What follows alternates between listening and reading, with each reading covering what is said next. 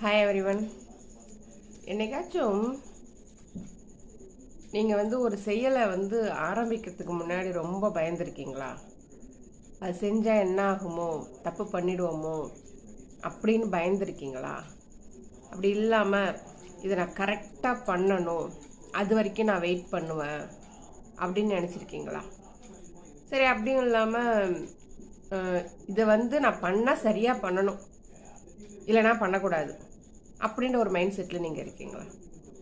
So அதுக்கு பேர் தாங்க பர்ஃபெக்ஷனிசம் அப்படின்றது. அதை பற்றி தான் இன்றைக்கி நம்ம பேச போகிறோம். So welcome to flames to fashion. This is Kavi's motivation and I am Kavi. Okay, so இந்த பர்ஃபெக்ஷனிசம் அப்படின்றது என்னன்னு பார்த்தீங்க அப்படின்னாக்கா, unrealistic desire to be flawless அப்படின்னு சொல்லுவாங்க. என்ன அப்படின்னாக்கா, இந்த பர்ஃபெக்ஷனிசம்